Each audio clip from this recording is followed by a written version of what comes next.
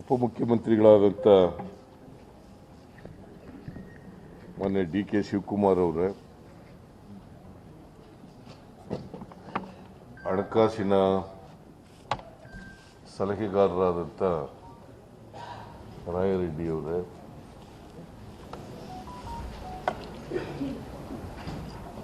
ಶ್ರೀ ಗೋವಿಂದರಾಜು ಅವರೇ ಅಪ್ಪಾಜಿ ನಾಡಗೌಡ ಅವರೇ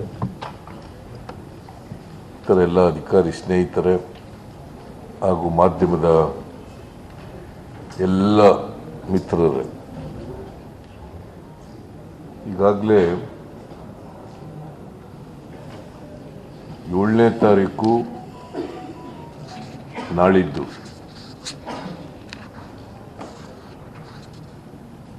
ಜಂತರ್ ಮಂತರ್ನಲ್ಲಿ, ದೆಹಲಿಯ ಜಂತರ್ ಮಂತರ್ನಲ್ಲಿ ಕಾಂಗ್ರೆಸ್ ಸರ್ಕಾರ ಮತ್ತು ಪಕ್ಷ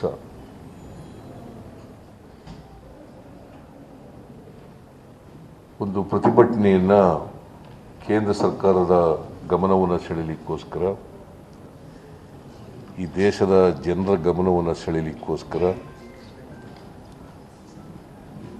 ಪ್ರತಿಭಟನೆಯನ್ನು ಹಮ್ಮಿಕೊಂಡಿದ್ದೀವಿ. ಇಲ್ಲಿವರೆಗೆ ನಾವು ಯಾವತ್ತೂ ಕೂಡ ದಿಲ್ಲಿನಲ್ಲಿ ಪ್ರತಿಭಟನೆ ಮಾಡಿರಲಿಲ್ಲ. ಆದರೆ ಅನಿವಾರ್ಯ ಕಾರಣಗಳಿಂದ ಪ್ರತಿಭಟನೆಯನ್ನು ಮಾಡಲೇಬೇಕಾದಂಥ ಪರಿಸ್ಥಿತಿ ಬಂದೊದಗಿದೆ.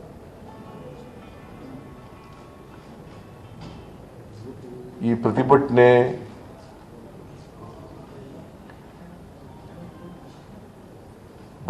ಕಾಂಗ್ರೆಸ್ ಪಕ್ಷ ಭಾರತೀಯ ಜನತಾ ಪಕ್ಷದ ವಿರುದ್ಧ ಮಾಡ್ತಕ್ಕಂಥ ಪ್ರತಿಭಟನೆ ಅಲ್ಲ.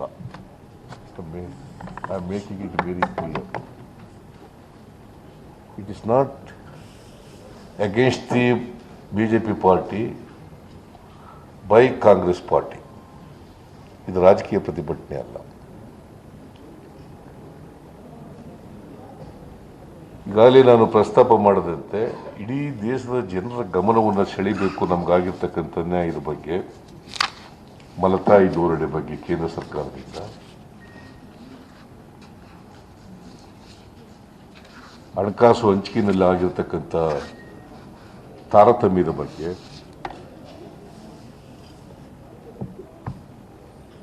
ಬರಗಾಲದಲ್ಲಿ ನಮಗೆ ತೋರಿಸಿರ್ತಕ್ಕಂಥ ಮಲತಾಯಿ ಧೋರಣೆ ಬಗ್ಗೆ,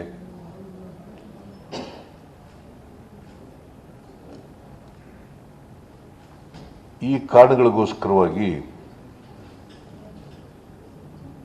ನಾವು ಈ ಪ್ರತಿಭಟನೆಯನ್ನು ಹಮ್ಮಿಕೊಂಡಿದ್ದೀವಿ. ಜಂತರ್ ಮಂತರ್ನಲ್ಲಿ 11 ಗಂಟೆಗೆ ಈ ಪ್ರತಿಭಟನೆ ಪ್ರಾರಂಭ ಆಗ್ತದೆ. ಇದರಲ್ಲಿ ಎಲ್ಲ ಮಂತ್ರಿಗಳು,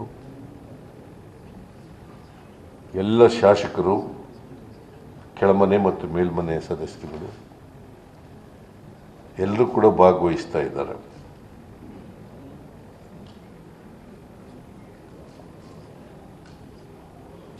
ನಾಳೆ ಸಾಯಂಕಾಲನೇ ದಿಲ್ಲಿಗೆ ಹೋಗ್ತಾ ಇದ್ದೀವಿ. ನಾಳಿದ್ದು ಈ ಪ್ರತಿಭಟನೆ ನಡೀತದೆ. ನಾವು ಸ್ವಾತಂತ್ರ್ಯ ಬಂದ ಮೇಲೆ ನಮ್ಮ ದೇಶದಲ್ಲಿ ಒಕ್ಕೂಟದ ವ್ಯವಸ್ಥೆಯನ್ನು ಒಪ್ಕೊಂಡಿದ್ದೀವಿ.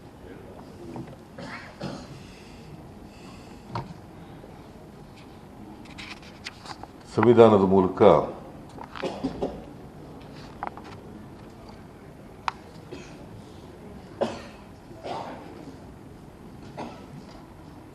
ಕೇಂದ್ರ ಮತ್ತು ರಾಜ್ಯ ಮತ್ತೆ ಯೂನಿಯನ್ ಟೆರಿಟರೀಸ್ ಇವೆಲ್ಲವೂ ಸೇರಿ ಹೇಗೆ ಜನರ ಸೇವೆಯನ್ನು ಮಾಡಬೇಕು ಅಂತಕ್ಕಂಥದ್ದಕ್ಕೆ ಆಡಳಿತ ವ್ಯವಸ್ಥೆಯನ್ನು ಒಪ್ಕೊಂಡಿದ್ದೀವಿ, ಒಕ್ಕೂಟದ ವ್ಯವಸ್ಥೆ.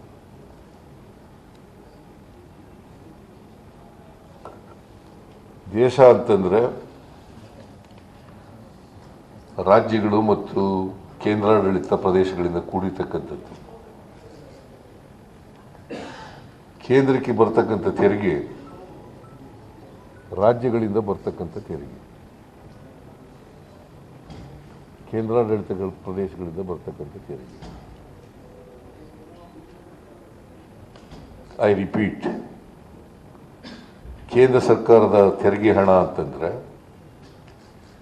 ರಾಜ್ಯಗಳಲ್ಲಿ ವಸೂಲಾಗ್ತಕ್ಕಂಥ ತೆರಿಗೆ ಹಣ, ಅದು ಕೇಂದ್ರ ಸರ್ಕಾರಕ್ಕೆ ಆಗ್ತದೆ ಮತ್ತು ರಾಜ್ಯ ಸರ್ಕಾರಕ್ಕೂ ಕೆಲವು ಬರ್ತವೆ. ಈ ತೆರಿಗೆ ಹಣ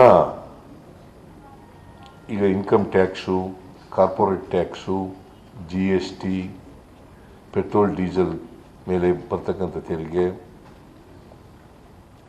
ಸೆಸ್ಸು ಮತ್ತು ಎಂಥದ್ದು ಇನ್ನೊಂದು ಯಾವುದು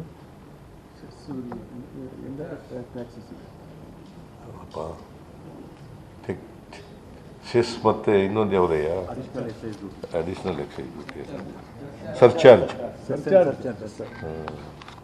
ಸೆಸ್ ಮತ್ತು ಸರ್ಚಾರ್ಜ್, ಇವುಗಳಿಂದ ಕಲೆಕ್ಟ್ ಆಗ್ತಕ್ಕಂಥ ಹಣ ಇದೆಯಲ್ಲ, ಇದು ಹೇಗೆ ಕೇಂದ್ರ ಮತ್ತು ರಾಜ್ಯಗಳಿಗೆ ಹಂಚಿಕೆಯಾಗಬೇಕು ಅಂತೇಳಿ ಸಂವಿಧಾನದಲ್ಲಿ ಭಾಳ ಸ್ಪಷ್ಟವಾಗಿ ಫೈನಾನ್ಸ್ ಕಮಿಷನ್, ಸ್ವತಂತ್ರ ಸಂಸ್ಥೆ ಫೈನಾನ್ಸ್ ಕಮಿಷನ್,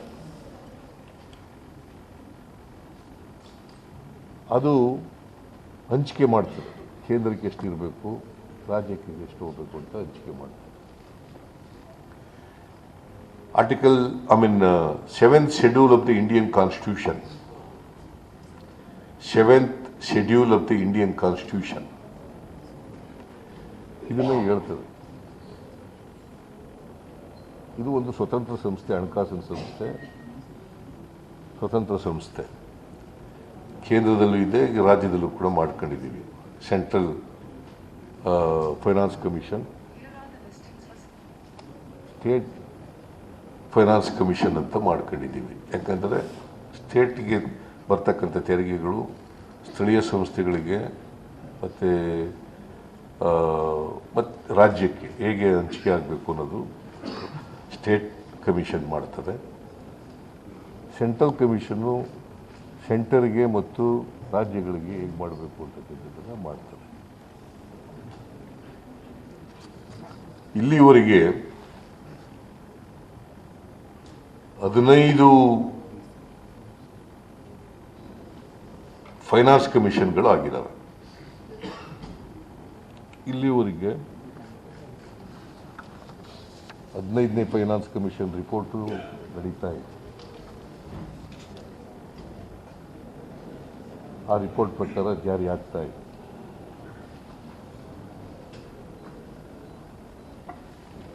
ಹದಿನಾಲ್ಕು ಫೈನಾನ್ಸ್ ಕಮಿಷನ್ನು 15-16ರಿಂದ 19-20ರವರೆಗೆ, 15-16ರಿಂದ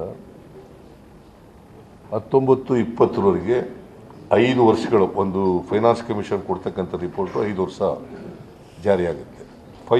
ಎವ್ರಿ 5 ಇಯರ್ಸ್ಗೆ ಒಂದು ಸಾರಿ ಫೈನಾನ್ಸ್ ಕಮಿಷನ್ ರಚನೆ ಆಗುತ್ತೆ. ಈಗ ಕೂಡ ರಚನೆ ಆಗಿದೆ 16ನೇ ಫೈನಾನ್ಸ್ ಕಮಿಷನ್ನು. ಚೇರ್ಮನ್ ಆಗಿದ್ದಾರೆ, ಆದರೆ ಮೆಂಬರ್ಗಳಾಗಿಲ್ಲ. ಇಲ್ಲ ಆದ್ರೆ ಮೆಂಬರ್ಗಳಾದರು. ನನಗೆ ನಿನ್ನೆವರೆಗೆ ಮಾಹಿತಿ ಇರಲಿಲ್ಲ. 3 days ಆಯಿತಾ? ಓಕೆ. ನಮ್ಮ ರಾಯರೆಡ್ಡಿಯವರು ಅದಕ್ಕೆ ಅಡ್ವೈಸ್ ಮಾಡ್ತಾ ಇರೋದು, ಅಡ್ವೈಸರ್ ಆಗಿ ಅವ್ರನ್ನ ನೇಮಕ ಮಾಡ್ಕೊಳ್ಳೋದು ಅದಕ್ಕೋಸ್ಕರ.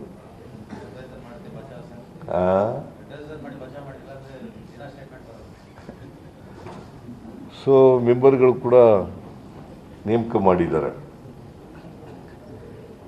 ಇವರು 2026ರವರೆಗೆ ಅಕ್ಟೋಬರ್ವರೆಗೆ ಫೈನಲ್ ರಿಪೋರ್ಟನ್ನು ಕೊಡಬೇಕು. 16ನೇ ಫೈನಾನ್ಸ್ ಕಮಿಷನ್ 31 ಅಕ್ಟೋಬರ್. ಸೊ 14ನೇ ಫೈನಾನ್ಸ್ ಕಮಿಷನ್ನಲ್ಲಿ ಕರ್ನಾಟಕ ರಾಜ್ಯಕ್ಕೆ 42% ತೆರಿಗೆಯನ್ನು ಹಂಚಿಕೆ ಮಾಡಿದ್ರು. ಸ್ಟೇಟ್ಗೆ, ನಮ್ಮ ರಾಜ್ಯಕ್ಕೆ. ಅಲ್ಲಲ್ಲ ಹೇಳ್ತೀನಿ, 42%. 15ನೇ ಫೈನಾನ್ಸ್ ಕಮಿಷನ್ನಲ್ಲಿ ಅದು 41% ಆಯಿತು. 41% ಇಳಿಸಿದ್ರು. 15ನೇ ಫೈನಾನ್ಸ್ ಕಮಿಷನ್ನು ನರೇಂದ್ರ ಮೋದಿಯವರು ಪ್ರಧಾನಮಂತ್ರಿ ಆದಮೇಲೆ ರಚನೆ ಆದದ್ದು.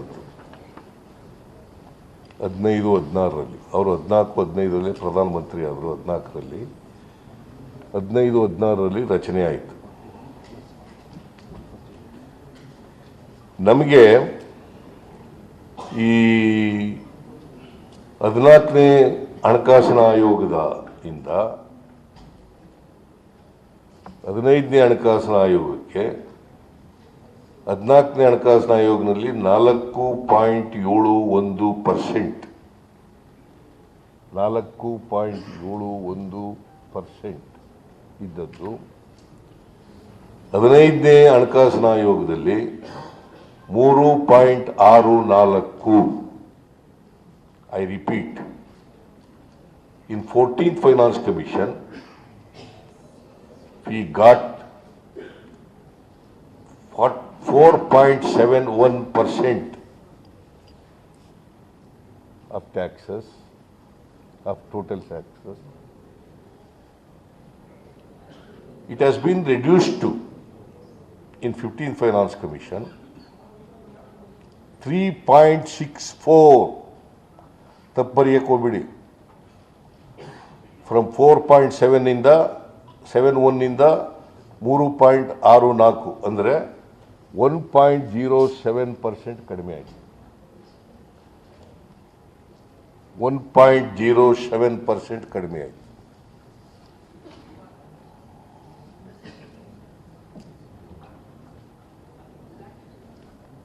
ಅದರಿಂದ ಈ 4 ವರ್ಷಗಳಲ್ಲಿ ಈ 15ನೇ ಹಣಕಾಸಿನ ಆಯೋಗ ಬಂದ ಮೇಲೆ 20, 21, 21, 22, 22, 23, 23, 24 ಈ 4 ವರ್ಷದಲ್ಲಿ ಸುಮಾರು 45,000 ಕೋಟಿ ರೂಪಾಯಿ ಕಡಿಮೆ ಆಯಿತು. ಎಷ್ಟು ಕಡಿಮೆ ಆಯಿತು? 45,000 crores.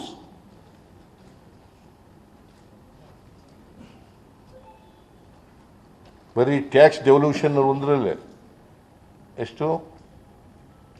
45,000 crores. ಈ ವರ್ಷದ್ದು ಅಂದಾಜು ಕೊಟ್ಟಿದ್ದಾರೆ. ಈ ವರ್ಷದ್ದು ಕೂಡ 24-25 ಅಂದಾಜು ಪ್ರಕಾರ ಸುಮಾರು 62,000 ಕೋಟಿ ಕಡಿಮೆ ಆಗುತ್ತೆ. ಟೋಟಲ್ ಕರೆಕ್ಟಾಗಿ ಹೇಳ್ತಾ ಇದ್ದೀನಲ್ರಿ? 62,008 ಕೋಟಿ. ಆಕ್ಚುಲಿ 62,008 ಕೋಟಿ. ನಾನು 62,000 ಕೋಟಿ ಅಂತ ಹೇಳಿದೆ. 98, ಸಾರಿ, 62,098 ಕೋಟಿ. 62,098 ಕೋಟಿ. ನಾನು 62,000 ಅಂತ ಹೇಳ್ಬಿಟ್ಟೆ, ಸುಮಾರು ಅಂತ ಹೇಳಿದ್ದೀನಿ. ಅದಕ್ಕೆ 62,098 ಕೋಟಿ 5 ವರ್ಷದಲ್ಲಿ ನಮಗೆ ಕಡಿಮೆ ಆಗಿದೆ. 14th ಫೈನಾನ್ಸ್ನಿಂದ 15ನೇ ಫೈನಾನ್ಸ್ನಲ್ಲಿ ಕಡಿಮೆಯಾಯಿತು. ಆಮೇಲೆ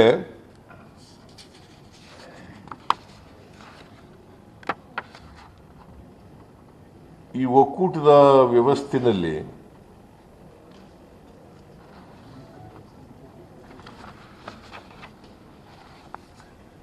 ಫೈನಾನ್ಸ್ ಕಮಿಷನ್ಗಳು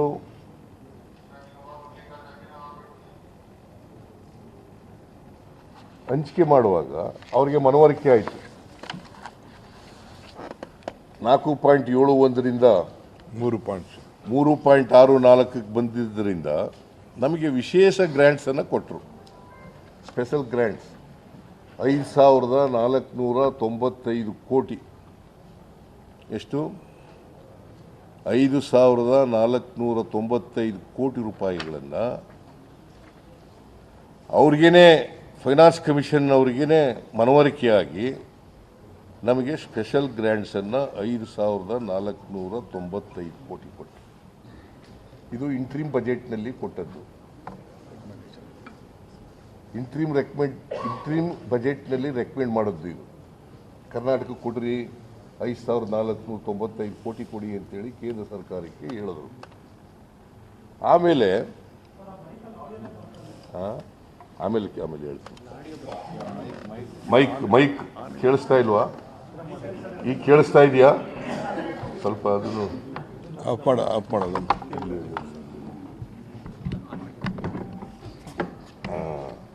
ಕೇಳಿಸ್ತಾ ಇದೆಯಾ? ಓಕೆ.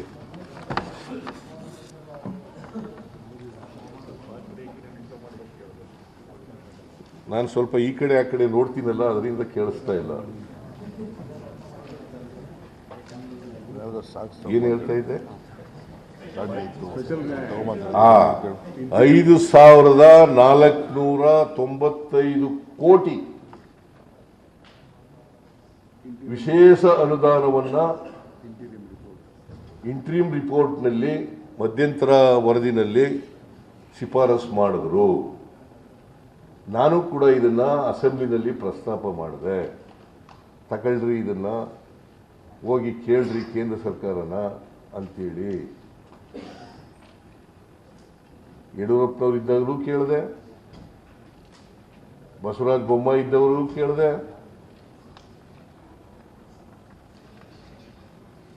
ಇದನ್ನ ನಮ್ಮ ರಾಜ್ಯದಿಂದ ಡೆಲ್ಲಿನಲ್ಲಿ ಪ್ರತಿನಿಧಿಸ್ತಕ್ಕಂಥ ನಿರ್ಮಲಾ ಸೀತಾರಾಮನ್ ಹಾಗೂ ಕೇಂದ್ರದ ವಿತ್ತ ಸಚಿವೆ, ಹಣಕಾಸಿನ ಸಚಿವೆ ಇದನ್ನ ತಿರಸ್ಕಾರ ಮಾಡಿದ್ರು. ಏನ್ ಮಾಡಿದ್ರು? ತಿರಸ್ಕಾರ ಮಾಡಿದ್ರು, ಕೊಡ್ಲಿಲ್ಲ. ಆಮೇಲೆ ಫೈನಲ್ ರಿಪೋರ್ಟ್ನಲ್ಲಿ 300 ಕೋಟಿ ರೂಪಾಯಿ ಅಲ್ಲ 3,000 ಕೋಟಿ ರೂಪಾಯಿ ಪೆರಿಫೆರಲ್ ರಿಂಗ್ ರೋಡ್ಗೆ. ಆಡ್ರಿ, ಸುಮ್ಮನೆ ನೀವು ಯಾಕೆ ಮಧ್ಯದಲ್ಲಿ ಬಾಯಿ ಹಾಕ್ತೀರಿ? ಜಲಮೂಲಗಳ ಅಭಿವೃದ್ಧಿಗೆ 3,000 ಕೋಟಿ,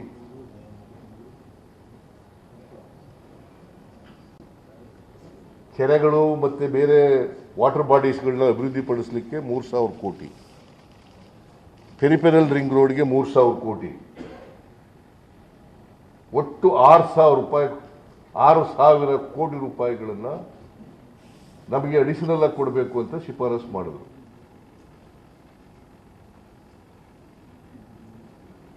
ಎರಡೂ ಸೇರಿಸಿದ್ರೆ 5,495 ಪ್ಲಸ್ 6,000 ಕೋಟಿ 11,495 ಕೋಟಿ.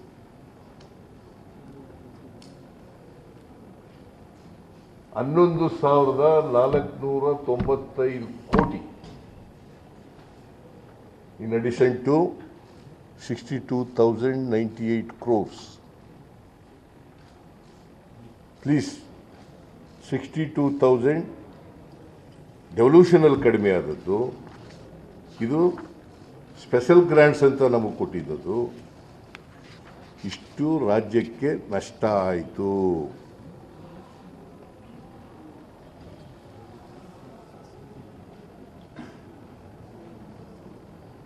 $11,000, $10,000 ಅಲ್ಲ, 11,000. 11,000 ಕಡೆ ಆಯಿತು. 6, 5, 11. ಸರ್ ನೀವೇ ಹೇಳಿ ಸರ್. ನೀನು ಸುಮ್ಮನೆ ಕನ್ಫ್ಯೂಸ್ ಮಾಡಬೇಡ. ಎಲ್ಲ ಒಂದು ಸಾರಿ ಆಯ್ತವ, ಏನು ಮಾಡೋಕ್ಕಾಗಲ್ಲ. ಲೆಕ್ಕ ಹೇಳುವಾಗ ಕರೆಕ್ಟಾಗಿ ಅದಕ್ಕೆ ನಾನು ಜ್ಞಾಪಕ ಮಾಡ್ಕೊಂಡು ಹೇಳ್ತಾ ಇದ್ದೀನಿ. 11,495 ಕೋಟಿ, ಅದು ಪ್ಲಸ್ 62,000 ಡೆವಲ್ಯೂಷನ್ನಲ್ಲಿ ಕಡಿಮೆ ಆದಂಥ 5 ವರ್ಷಗಳಲ್ಲಿ 62,098 ಕೋಟಿ. ಟೋಟಲಿ 73,593 ಕೋಟಿ ನಮಗೆ ಕಡಿಮೆ ಆಯಿತು. 14th ಫೈನಾನ್ಸ್ ಕಮಿಷನ್ನಿಂದ 15th ಫೈನಾನ್ಸ್ ಕಮಿಷನ್ನಲ್ಲಿ ನಮಗೆ ಕಡಿಮೆ ಆಯಿತು. This is number 1. Number 2, GST ಜಾರಿ ಬಂತು. GST ಅವೈಜ್ಞಾನಿಕವಾಗಿದೆ ಅಂತೇಳಿ ನಾವು ಹೇಳೋದು, ಆದರೂ ಜಾರಿ ಮಾಡಿದ್ರು. GST ಕೌನ್ಸಿಲ್ನಲ್ಲಿ ಅವರಿಗೆ ಬಹುಮತ ಇರೋದ್ರಿಂದ ಅದನ್ನು ಜಾರಿ ಮಾಡಿದ್ರು. ನಾವು GST ಜಾರಿ ಬಂದಂಥ ಸಂದರ್ಭದಲ್ಲಿ ನಮ್ಮ ಟ್ಯಾಕ್ಸ್ ಗ್ರೋತು 15% ಇತ್ತು. GST ಬಂದಾಗ ಟ್ಯಾಕ್ಸ್ ಗ್ರೋತು 15% ಇತ್ತು. ಕೇಂದ್ರ ಸರ್ಕಾರ ಅವರು ಏನು ಹೇಳಿದ್ರು, GST ಜಾರಿ ಬಂದ ಮೇಲೆ ತೆರಿಗೆ ಜಾಸ್ತಿ ಆಗ್ತದೆ, ನಿಮಗೆ ಡೆವಲ್ಯೂಷನ್ ಕೂಡ ಜಾಸ್ತಿ ಬರ್ತದೆ,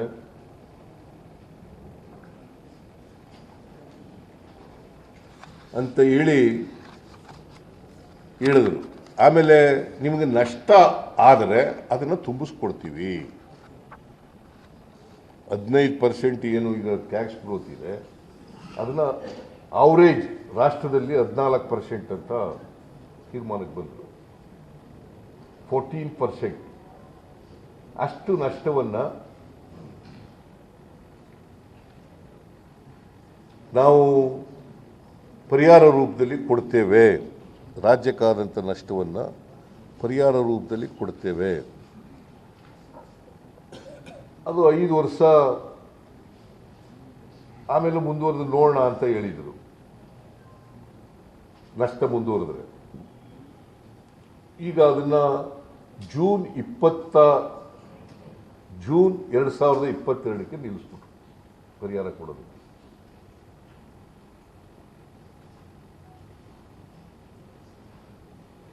ಜೂನ್ 2022ಕ್ಕೆ ನಿಲ್ಲಿಸ್ಬಿಟ್ರು. ಈಗ ಪರಿಹಾರ ಕೊಡ್ತಾ ಇಲ್ಲ.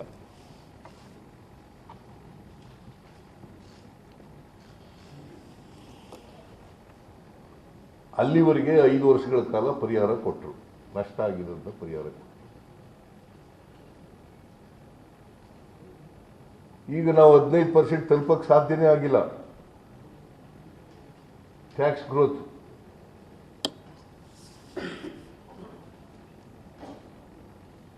ಅದಕ್ಕೆ ನಾವು ಒತ್ತಾಯ ಮಾಡೋದು ಕೇಂದ್ರ ಸರ್ಕಾರಕ್ಕೆ, ಈ ಪರಿಹಾರ ಕೊಡೋದನ್ನು ಮುಂದುವರಿಸಿ ಅಂತ ಒತ್ತಾಯ ಮಾಡೋದು.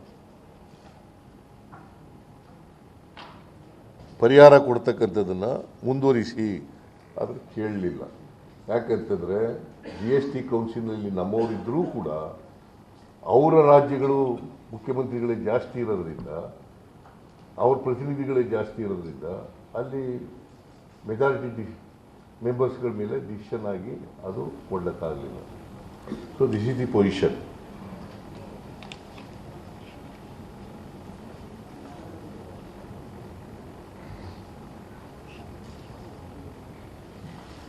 ಸೊ ಇದು ಎರಡನೇ. ಇದು GSTನಲ್ಲಿ ನಮಗೆ ಈಗಲೂ ಕೂಡ ನಷ್ಟ ಆಗ್ತಾ ಇದೆ. ಮತ್ತು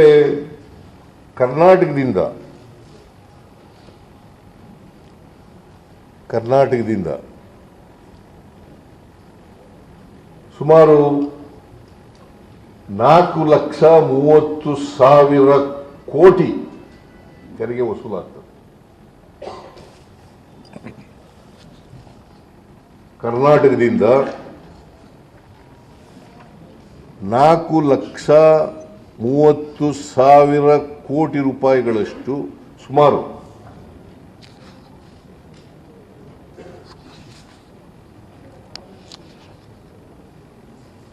ಇಲ್ಲಿ ಕಲೆಕ್ಷನ್ ಆಗುತ್ತೆ. ಮಹಾರಾಷ್ಟ್ರ ಬಿಟ್ಟರೆ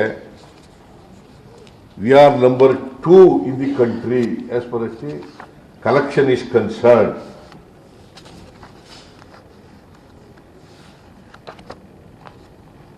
ಟ್ಯಾಕ್ಸ್ ಕಲೆಕ್ಟ್ ಮಾಡೋದ್ರಲ್ಲಿ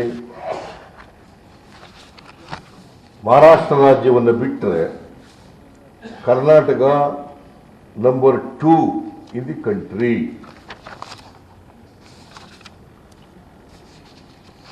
ನಮಗೆ ಈ ವರ್ಷ ಬರ್ತಕ್ಕಂಥದ್ದು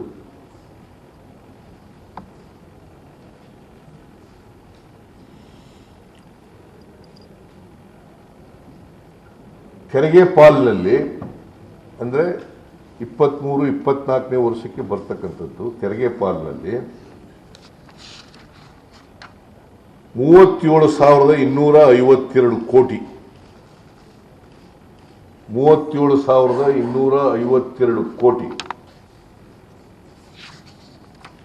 ಸೆಂಟ್ರಲಿ ಸ್ಪಾನ್ಸರ್ಡ್ ಸ್ಕೀಮ್ ಕೇಂದ್ರ ಪುರಸ್ಕೃತ ಯೋಜನೆ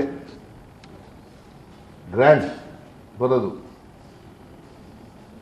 ಅದರಲ್ಲಿ 13,005 ಕೋಟಿ ಕರೆಕ್ಟಾಗಿ ಹೇಳ್ತೀನಿ ಬಿಡಪ್ಪ ನನಗೆ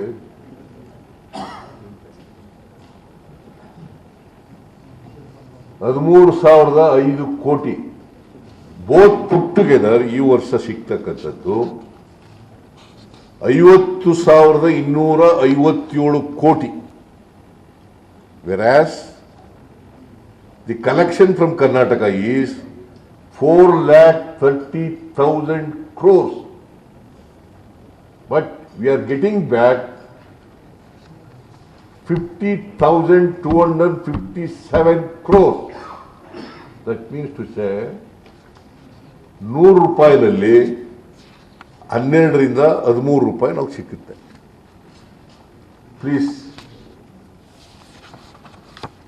100 ರೂಪಾಯಿ ನಾವು ತೆರಿಗೆ ಕೊಟ್ಟರೆ ಕರ್ನಾಟಕದಿಂದ 100 ರೂಪಾಯಿ ಹೋದರೆ ನಮ್ಗೆ ವಾಪಸ್ ಬರೋದು 12ರಿಂದ 13 ರೂಪಾಯಿ ಬರ್ತದೆ. ಇನ್ನು ಉಳಿದೋದಿಲ್ಲ ಕೇಂದ್ರ ಸರ್ಕಾರ ಇಟ್ಕೊಳ್ತದೆ.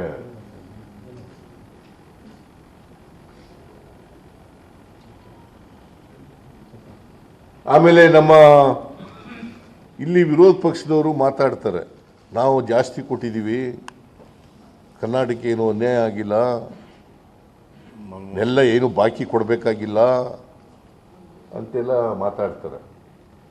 ನಿಮಗೆ ಅದ್ರ ಜೊತೆಗೆ ಬಜೆಟ್ ಗಾತ್ರನೂ ಹೇಳ್ಬೇಕಲ್ಲ, ಅವರು ಎಷ್ಟು ದುಡ್ಡು ಬಂತು ಅನ್ನೋದ್ರ ಜೊತೆಗೆ ಬಜೆಟ್ ಗಾತ್ರ ಹೇಳ್ಬೇಕು. ಈಗ ನಾನು ಅದಕ್ಕಿಂತ ಹಿಂದೆ ಹೋಗಲ್ಲ, 17-18ರಲ್ಲಿ the budget size was of the government of India, ನಮ್ದಲ್ಲ, ಬಜೆಟ್ ಸೈಜು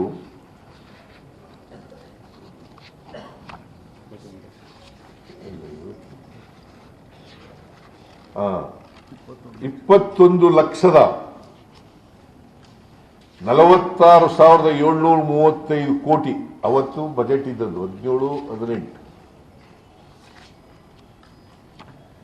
ನಮಗೆ ಡೆವಲ್ಯೂಷನ್ ಬಂದಿದ್ದದ್ದು 31,908 ಕೋಟಿ. ಗ್ರಾಂಟ್ಸ್ ಬಂದಿದ್ದದ್ದು ಸೆಂಟ್ರಲಿ ಸ್ಪಾನ್ಸರ್ ಸ್ಕೀಮ್ಗಳಲ್ಲಿ 16,082 ಕೋಟಿ. Both put together 47,990. ಇದು 17-18ರಲ್ಲಿ ನಮಗೆ ಕರ್ನಾಟಕಕ್ಕೆ ಸಿಕ್ಕಿದ್ದಂಥ ಹಣ 47,990 ಕೋಟಿ. ಅವತ್ತು ಬಜೆಟ್ ಗಾತ್ರ ಬರೀ 21,46,000 ಕೋಟಿ. 21,46,000 ಕೋಟಿ. 18-19ರಲ್ಲಿ 18-19ರಲ್ಲಿ ಕೇಂದ್ರ ಸರ್ಕಾರದ ಬಜೆಟ್ ಗಾತ್ರ 24,42,213 ಕೋಟಿ.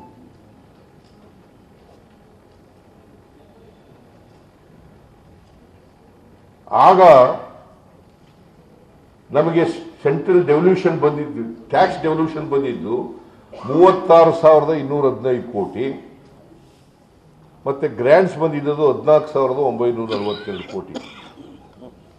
ಸುಮಾರು 2,000 ಕೋಟಿಯಷ್ಟು ಕಡಿಮೆ ಆಯಿತು ಗ್ರಾಂಟ್ಸ್. ಆಮೇಲೆ ಡೆವಲ್ಯೂಷನ್ನಲ್ಲಿ ಸುಮಾರು 4,000 ಚಿಲ್ಲರೆ ಕೋಟಿ ಜಾಸ್ತಿ ಆಯಿತು. 19-20ರಲ್ಲಿ 27,86,349 ಕೋಟಿ ಇತ್ತು. ನಮಗೆ ಬಂದಿದ್ದದ್ದು 19-20ರಲ್ಲಿ ಟ್ಯಾಕ್ಸ್ ಡೆವಲ್ಯೂಷನ್ನು 39,806 ಕೋಟಿ, 39,806 ಕೋಟಿ. ಗ್ರ್ಯಾಂಟ್ಸ್ ಬಂದಿದ್ದದ್ದು 15,008 ಕೋಟಿ. ಒಟ್ಟು 54,814 ಕೋಟಿ ಬಂದಿತ್ತು. 54,814 ಕೋಟಿ ಬಂದಿತ್ತು. ಈ ವರ್ಷ ಅಂದರೆ 23-24ನೇ ವರ್ಷ ಬಜೆಟ್ ಗಾತ್ರ 45,46,000 ಕೋಟಿ. 45,03,097 ಕೋಟಿ. 45,03,097 ಕೋಟಿ. ನಮಗೆ ಬರ್ತಾ ಇರ್ತಕ್ಕಂಥದ್ದು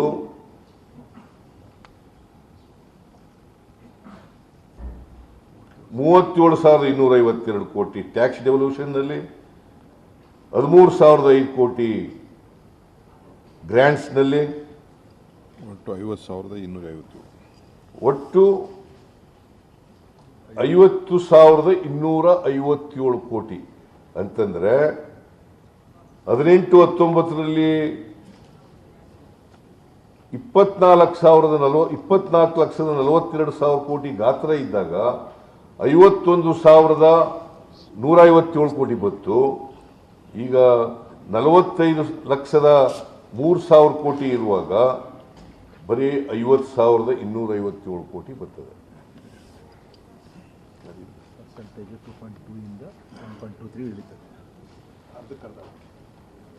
ಆಮೇಲೆ ಡೆವಲ್ಯೂಷನ್ ಎಷ್ಟಾಗುತ್ತದೆ ಅಂತಂದ್ರೆ 2.2 ಇಂದ 17-18ರಲ್ಲಿ 2.2 ಇದ್ದದ್ದು ನಮ್ಮ ಡೆವಲ್ಯೂಷನ್ನು ಮತ್ತು ಗ್ರ್ಯಾಂಟ್ಸು 24-25ಕ್ಕೆ 1.23 ಇಳಿತದೆ. 1.23 ಕಡಿಮೆ ಆಯ್ತಾ ಜಾಸ್ತಿ ಆಯ್ತಾ? ಕಡಿಮೆ ಮತ್ತೆ ಇವ್ರು ಜಾಸ್ತಿ ಆಗದೆ ಅಂತಾರೆ. ಅವ್ರ ಲೆಕ್ಕ ಹೆಂಗೆ? ಲೆಕ್ಕ ಇದು ಒಂದೇ ಲೆಕ್ಕ, ಬೇರೆ ಬೇರೆ ಇರಲ್ಲ, ಒಂದೇ ಲೆಕ್ಕ. ಸುಳ್ಳು ಹೇಳ್ತಾವ್ರೆ ಅಂತ ಹೇಳ್ಬೇಕು. ಕರೆಕ್ಟಾಗಿ ಸುಳ್ಳು ಹೇಳ್ತಾ ಇದ್ದಾರೆ, ಜನರಿಗೆ ದಾರಿ ತಪ್ಪಿಸ್ತಾ ಇದ್ದಾರೆ. ಇವೆಲ್ಲ ಅವರೇ ಕೊಟ್ಟಿರ್ತಕ್ಕಂಥ ಡಾಕ್ಯುಮೆಂಟ್ಗಳ ಮೇಲೆ ಹೇಳ್ತಾ ಇರೋದು ನಾನು. ಕೇಂದ್ರ ಸರ್ಕಾರ ಕೊಟ್ಟಿರ್ತಕ್ಕಂಥ ಡಾಕ್ಯುಮೆಂಟ್ಗಳ ಮೇಲೆ ನಾನು ಹೇಳ್ತಾ ಇರ್ತಕ್ಕಂಥದ್ದು. ಅಂದರೆ ಆಲ್ಮೋಸ್ಟ್ ಈ ವರ್ಷದ ಬಜೆಟ್ ನೋಡಿದ್ರೆ 18-19ರಲ್ಲಿ ಇದ್ದದಕ್ಕಿಂತ ಡಬಲ್ ಆಗಿದೆ. ನಮ್ಮ ತೆರಿಗೆ ಎಷ್ಟಾಗಬೇಕಾಗಿತ್ತು? ನಮ್ಮದು ಡಬಲ್ ಆಗಬೇಕಾಗಿತ್ತಲ್ಲ. ಬಟ್ 50,257 ಕೋಟಿ ಅಷ್ಟು ನಿಂತ್ಕೊಬಿಡ್ತು. ಪ್ಲೀಸ್, ವೆರಿ ಇಂಪಾರ್ಟೆಂಟ್ ಇದು, ಗೊತ್ತಾಯ್ತಲ್ಲ. 17-18ರಲ್ಲಿ 21,46,735 ಕೋಟಿ ಇತ್ತು. ಆಗ 47,048,000 ಕೋಟಿ ಬರ್ತಿತ್ತು. ಆಮೇಲೆ 24,42,000 ರೂಪಾಯಿ ಇದ್ದಾಗ 51,157 ಕೋಟಿ ಬರ್ತಿತ್ತು. ಈಗ 47,000 ಕೋಟಿ ಆಗಿದೆ ಬಜೆಟ್ ಗಾತ್ರ.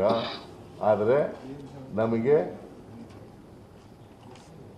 50,000 ಕೋಟಿ ಚಿಲ್ಲರೆ ಆಗಿದೆ, 53,000-54,000 ಕೋಟಿ.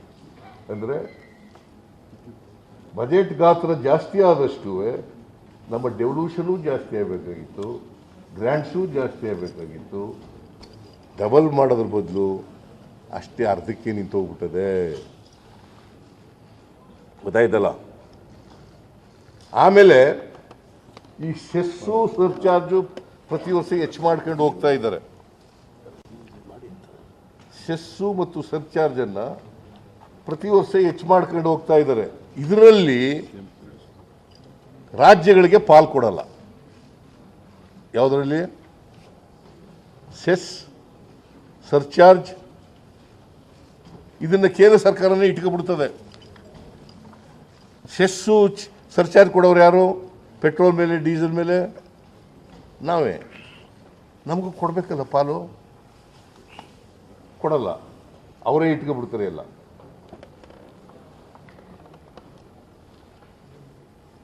ಅವರೇ ಎಲ್ಲ ಇಟ್ಕೊಬಿಡ್ತಾರೆ.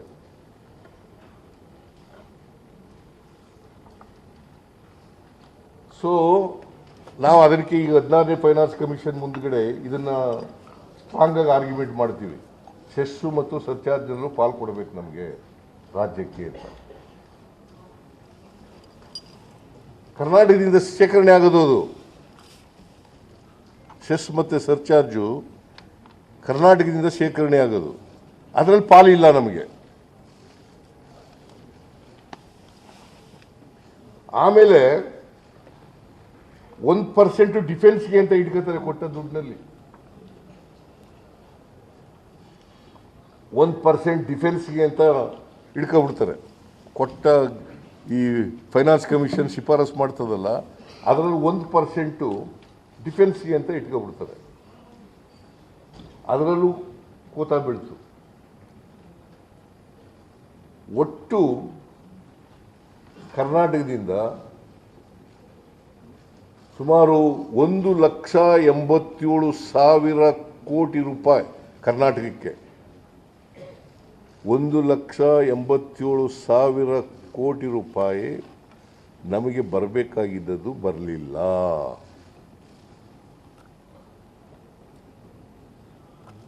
ಇಷ್ಟೊಂದು ದೊಡ್ಡ ಗಾತ್ರದ ಹಣ ನಮಗೆ ನಷ್ಟ ಆಯಿತು. 14ನೇ ಫೈನಾನ್ಸ್ ಆದಮೇಲೆ 15ನೇ ಫೈನಾನ್ಸು ನಲ್ಲಿ ನಮಗೆ ಇಷ್ಟೆಲ್ಲ 5 ವರ್ಷದಲ್ಲಿ ಇಷ್ಟೆಲ್ಲ ನಷ್ಟ ಆಗಿದೆ. 1,87,000 ಕೋಟಿ.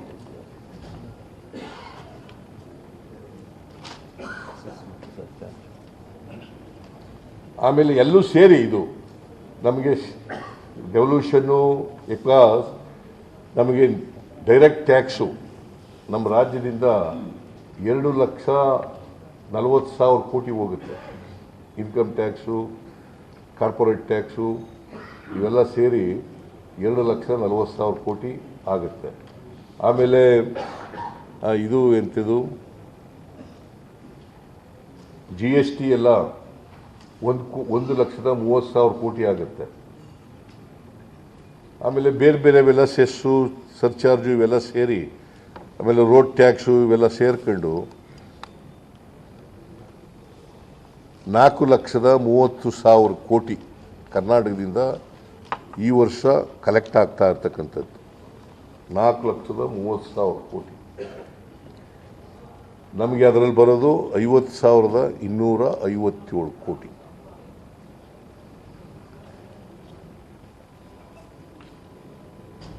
ಸೊ ಇದು ಒಂದು. ಸೊ ಇದನ್ನ, ಈ ಅನ್ಯಾಯವನ್ನು ಸರಿಪಡಿಸಿ ಅಂತೇಳಿ ಕೇಂದ್ರ ಸರ್ಕಾರದ ಗಮನವನ್ನು ಸೆಳೀತಕ್ಕಂಥ, ಈ ದೇಶದ ಜನರ ಗಮನವನ್ನು ಸೆಳೀತಕ್ಕಂಥ ಕೆಲಸವನ್ನು ಮಾಡ್ತಾ ಇದ್ದೀವಿ. 7ನೇ ತಾರೀಕು ನಂಬರ್ 1. ನಂಬರ್ 2, ಈಗ ಬರಗಾಲ ಬಂದಿದೆ. ಆಮೇಲೆ ಇನ್ನೊಂದು ಹೇಳ್ಬಿಡ್ತೀನಿ, ಅದನ್ನು ಹೇಳ್ಬಿಡ್ತೀನಿ. ನೀರಾವರಿಗೆ ಅಪ್ಪರ್ ಭದ್ರಾಕಕ್ಕೆ ಈಗಾಗಲೇ DK ಶಿವಕುಮಾರ್ ಪ್ರಸ್ತಾಪ ಮಾಡಿದ್ರು. ಅಪ್ಪರ್ ಭದ್ರಾಕಕ್ಕೆ ನಾವು ಹೇಳಿದ್ದಲ್ಲ, ಕೇಂದ್ರ ಸರ್ಕಾರದ ಬಜೆಟ್ನಲ್ಲಿ 23-24 ಬಜೆಟ್ನಲ್ಲಿ ಶ್ರೀಮತಿ ಎಂಥವ್ರವರು ನಿರ್ಮಲಾ ಸೀತಾರಾಮನ್ ಅವರು ಬಜೆಟ್ನಲ್ಲಿ ಘೋಷಣೆ ಮಾಡಿದ್ರು. ಏನಂತ? ಅಪ್ಪರ್ ಭದ್ರಾ ಯೋಜನೆಗೆ 5,300 ಕೋಟಿ ಕೊಡ್ತೀವಿ. It is A budget promise made in the budget for 2023-24 of the central government. ನಾವು ಹೇಳಿದ್ದಲ್ಲ. ಅದನ್ನು ಬಸವರಾಜ ಬೊಮ್ಮಾಯಿ ಬಜೆಟ್ ಮಂಡಿಸುವಾಗ ಕರ್ನಾಟಕದಲ್ಲಿ ಅದನ್ನೇ ಮಾಡೋದು. ನೀರಾವರಿಗೆ 5,300 ಕೋಟಿ ಕೊಡ್ತೀವಿ, ಮತ್ತು ನ್ಯಾಷನಲ್ ಪ್ರಾಜೆಕ್ಟ್ ಮಾಡಲಿಕ್ಕೂ ಕೂಡ ಪ್ರಯತ್ನ ಮಾಡ್ತೀವಿ ಅಂತ ಹೇಳೋದು. ಈಗಾಗಲೇ ನಾವು ಫೆಬ್ರವರಿನಲ್ಲಿದ್ದೀವಿ, ಈ ಗಳಿಗೆವರೆಗೆ ₹1 ಕೊಟ್ಟಿಲ್ಲ. ಆದರೆ BJPಯವರು ಹೇಳ್ತಾರೆ ಏನೂ ಬಾಕಿ ಬರಬೇಕಾಗಿಲ್ಲ.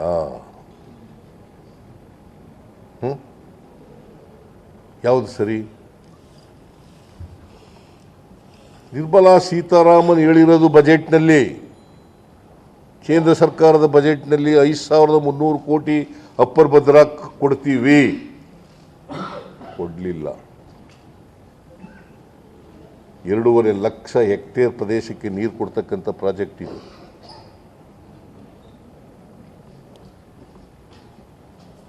₹1 ಕೊಡಲಿಲ್ಲ. ಬಸವರಾಜ ಬೊಮ್ಮಾಯಿನೂ ಹೇಳಿದ್ರು, ನಿರ್ಮಲಾ ಸೀತಾರಾಮನ್ ಅವ್ರ ಬಜೆಟ್ನಲ್ಲಿ ಹೇಳಿದ್ರು. ಓಲಿ ಇಲ್ಲಿ ಹೇಳಿದ್ರೆ ಐ ಕ್ಯಾನ್ ಅಂಡರ್ಸ್ಟ್ಯಾಂಡ್. ಕೇಂದ್ರ ಸರ್ಕಾರದ ಬಜೆಟ್ನಲ್ಲಿ ನಿರ್ಮಲಾ ಸೀತಾರಾಮನ್ ಹೇಳಿರೋದು 5,300 ಕೋಟಿ. ಇವರು ಕೂಡ ಹೋಗಿ ಭೇಟಿ ಮಾಡಿದರು, ನಾನು ಭೇಟಿ ಮಾಡಿದ್ದೆ, ನೀರಾವರಿ ಮಂತ್ರಿ ಭೇಟಿ ಮಾಡಿದ್ದೆ. ಇವತ್ತಿನವರಿಗೆ ₹1 ಕೊಟ್ಟಿಲ್ಲ. ಈಗಲಾದರೂ ರಿಲೀಸ್ ಮಾಡಿ ಅಂತ ಈ ಡಿಮ್ಯಾಂಡ್. 11,495 ಕೋಟಿ ವಿಶೇಷ ಗ್ರಾಂಟ್ಸ್ ಕೊಡ್ತೀವಿ ಅಂತ ಹೇಳಿದ್ರು. ಐ ಡಿಮ್ಯಾಂಡ್ ರಿಲೀಸ್ ಮಾಡ್ರಿ.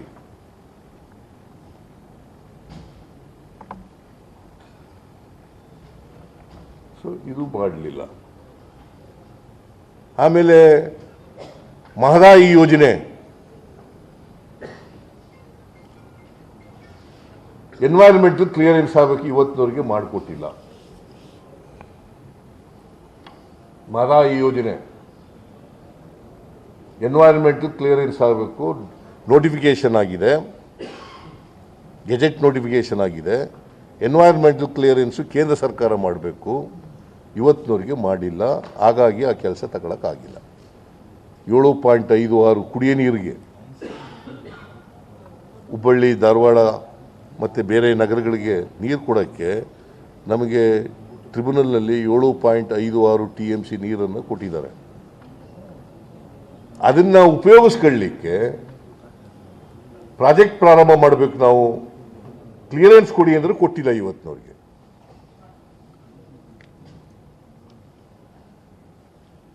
That is number. ಆಮೇಲೆ ಅಪ್ಪರ್ ಕೃಷ್ಣ, ಅದನ್ನು ನ್ಯಾಷನಲ್ ಪ್ರಾಜೆಕ್ಟ್ ಮಾಡ್ತೀವಿ ಅಂತ ಹೇಳಿದ್ರು. 130.9 TMC ನೀರಲ್ಲ, ಅಪ್ಪರ್ ಭದ್ರಾ. ಇದರದ್ದು 130.9 UKP ಬಗ್ಗೆ ಮಾತಾಡ್ತಾರೆ.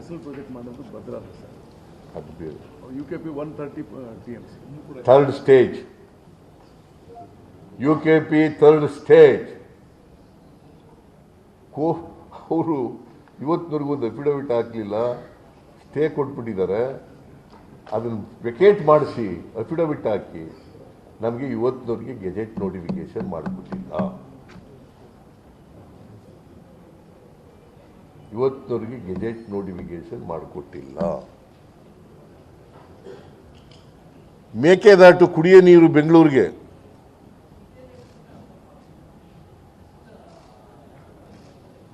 ಇವತ್ತಿನವರೆಗೆ ಅನುಮತಿ ಕೊಟ್ಟಿಲ್ಲ.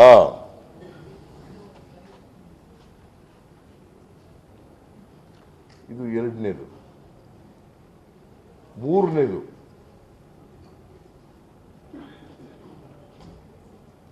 ಬರಗಾಲ ಬಂದಿದೆ ಕರ್ನಾಟಕದಲ್ಲಿ. 236 ತಾಲೂಕುಗಳಲ್ಲಿ 223 ತಾಲೂಕುಗಳನ್ನು ಬರಗಾಲ ಅಂತ ಘೋಷಣೆ ಮಾಡಿದ್ದೀವಿ. 196 ತಾಲೂಕುಗಳು ತೀವ್ರ ಬರಗಾಲ ಅಂತ ಘೋಷಣೆ ಮಾಡಿದ್ದೀವಿ.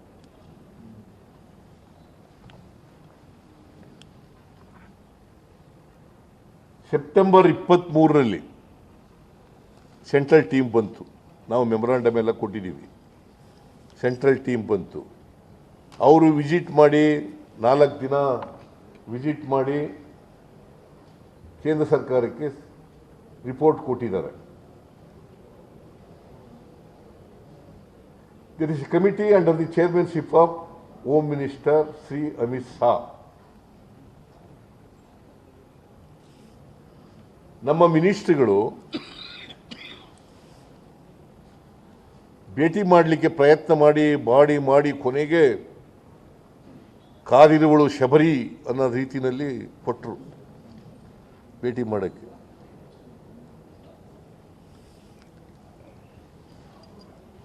ಆಮೇಲೆ ನನಗೆ ಪ್ರೈಮ್ ಮಿನಿಸ್ಟ್ರು ಅಮಿತ್ ಶಾ ಅವರು ಭೇಟಿ ಮಾಡೋದು ಯಾವ ತಿಂಗಳು? ಡಿಸೆಂಬರ್ ತಿಂಗಳಲ್ಲಿ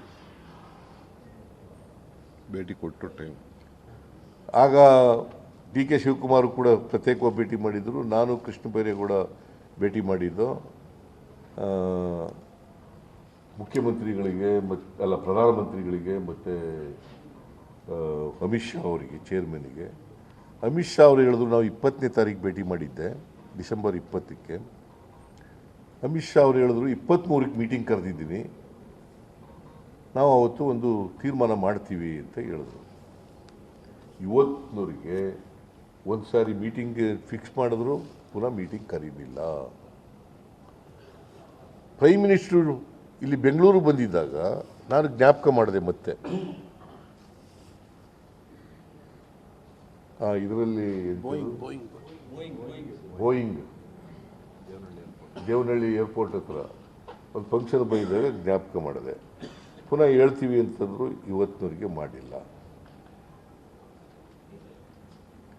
ನಾವು ಬರಗಾಲಕ್ಕೆ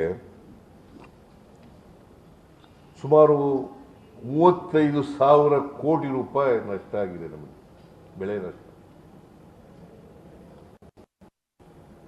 ನಾವು 17,901 ಕೋಟಿ ಕೇಳಿದ್ದೀವಿ. 17,901 ಕೋಟಿ ಕೇಳಿದ್ದೀವಿ. NDRFನಿಂದ ಇವತ್ತಿನವರೆಗೆ ₹1 ಬಿಡುಗಡೆ ಮಾಡಿಲ್ಲ.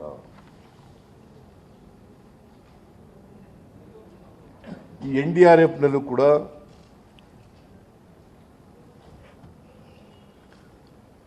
ಫೈನಾನ್ಸ್ ಕಮಿಷನ್ ಇತ್ಯರ್ಥ ಮಾಡ್ತದೆ. SDRF ಎಷ್ಟು ರೆಕಮೆಂಡೇಶನ್ ಮಾಡ್ತದೆ. SDRF state disaster response fund, ಅದರಲ್ಲಿ ರಾಜ್ಯ ಸರ್ಕಾರ ಮತ್ತು ಕೇಂದ್ರ ಸರ್ಕಾರದ ಪಾಲಿರ್ತದೆ. 75-25% ಇರ್ತದೆ. ಈ ವರ್ಷ ನಮಗೆ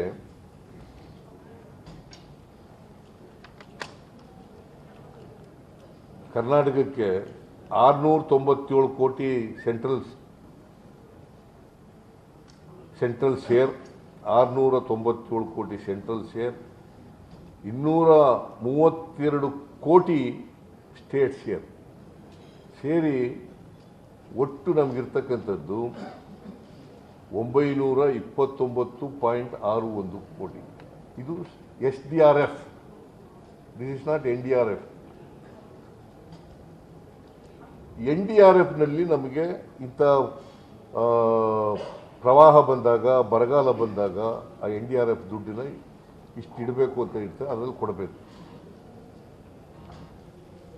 ಇದು ಯಾಕೆ ನಾನು ಹೇಳ್ತಾ ಇದ್ದೀನಿ ಅಂತಂದರೆ, ಈಗ ಪ್ರವಾಹ ಬಂದಿತ್ತು 2019ರಲ್ಲಿ, ಆಗಲೂ ದುಡ್ಡು ಕೊಡಲಿಲ್ಲ. ಆಗ ಪಾಪ ನೀವೆಲ್ಲ ನೋಡಿದ್ದೀರಿ, ಪತ್ರಿಕೆಯಲ್ಲೆಲ್ಲ ನೋಡಿದ್ದೀರಿ, ಯಡಿಯೂರಪ್ಪನವರು ಮುಖ್ಯಮಂತ್ರಿ ಆಗಿದ್ದರು, ಅವರು ಪ್ರಧಾನಮಂತ್ರಿಗಳಿಗೆ ಗ್ವಾಗರ್ದರೂ ಕೊಡಲಿಲ್ಲ. ಪಬ್ಲಿಕ್ ಫಂಕ್ಷನ್ನಲ್ಲಿ ನೋಡಿರ್ಬೇಕಲ್ಲ ನೀವೆಲ್ಲ, ಕೊಡಲಿಲ್ಲ. ಬಸವರಾಜ ಬೊಮ್ಮಾಯಿ ಇಲ್ಲ, ಯಾಕಂದರೆ ಇವರಿಗೆ ಜೋರಾಗಿ ಮಾತಾಡೋಕ್ಕೆ ಬಾಯೇ ಇಲ್ಲ. ಇವರು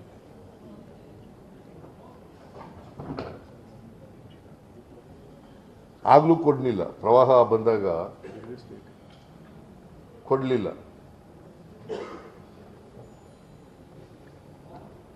ಆಗ ಎಷ್ಟು ಕೊಟ್ಟರು ಗೊತ್ತಾ? ಎಷ್ಟು ಕೇಳಿದ್ರು? ಅಲ್ಲ, ಇವೆಲ್ಲ ಇದೆ ಇಲ್ಲಿ.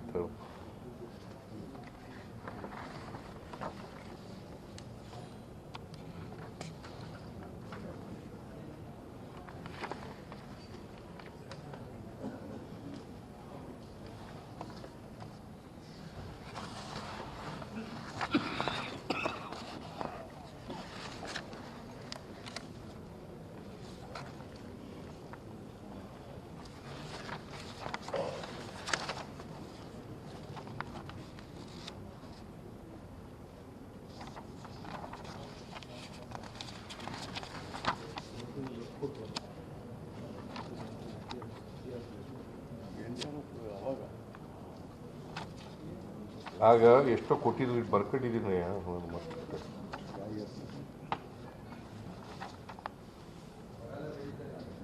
ಇಲ್ಲಿ ಅವೆಲ್ಲ ಹೇಳ್ತೀನಿ ನಾನು.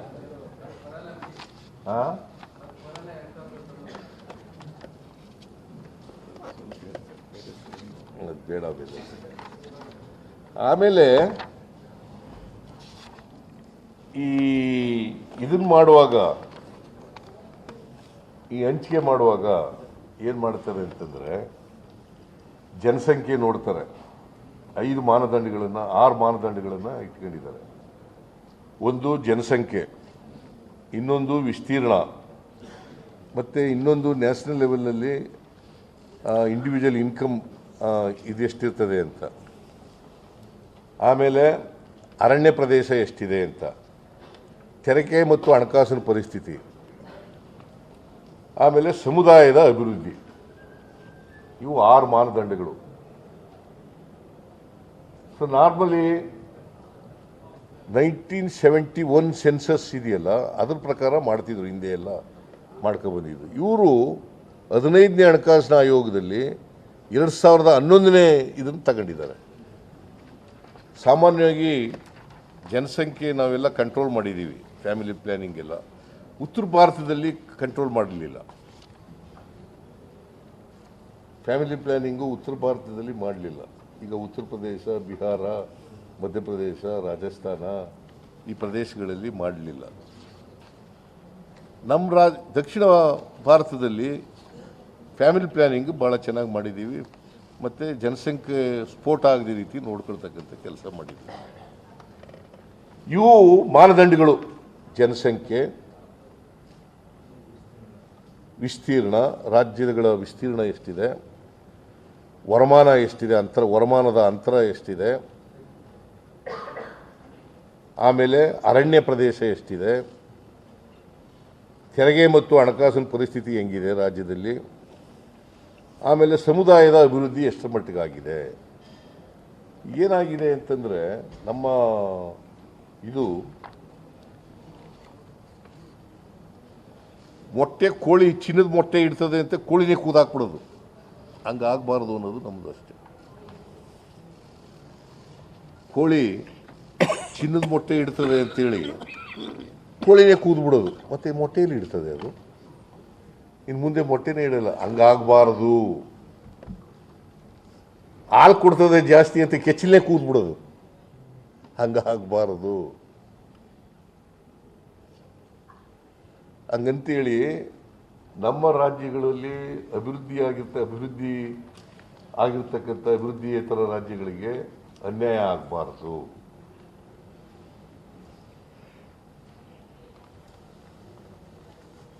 ಸೊ ಇದೇನಾಗಿದೆ ಅಂತಂದರೆ, ನಮಗೆ ಪತ್ರ ಬರೆದರೂ ಕೂಡ ಕೇಂದ್ರ ಸರ್ಕಾರಕ್ಕೆ ಉತ್ತರ ಕೊಡಲ್ಲ ಅಂತಂದರೆ ಎಷ್ಟು ಮಟ್ಟಿಗೆ ಮಲತಾಯಿ ಧೋರಣೆಯನ್ನು ಅವರು ಅನುಸರಿಸ್ತಾ ಇದ್ದಾರೆ. ಪತ್ರ ಬರೆದರೂ ಕೂಡ ಉತ್ತರ ಕೊಡಲ್ಲ ಅಂತಂದರೆ ಇದು ಒಕ್ಕೂಟದ ವ್ಯವಸ್ಥೆ ಇರ್ತಕ್ಕಂಥದ್ದರ ಲಕ್ಷಣನಾ?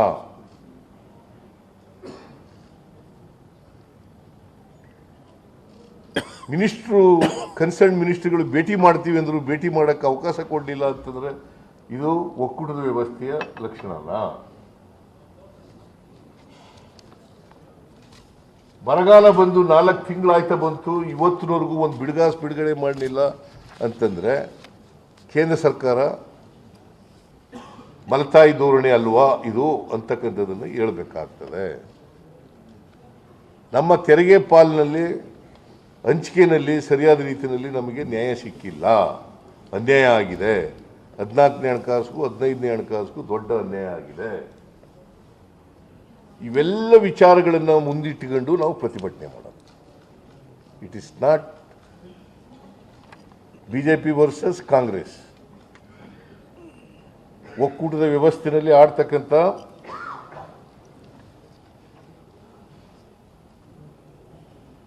ಅನ್ಯಾಯನ ಸರಿಪಡಿಸಿ ಅಂತಕ್ಕಂಥದಕ್ಕೋಸ್ಕರ ಕೇಂದ್ರ ಸರ್ಕಾರದ ಗಮನ ಸೆಳೆಯೋದು, ರಾಜ್ಯ ಸರ್ಕಾರದ ಗಮನ, ಜನರ, ಇಡೀ ದೇಶದ ಜನರ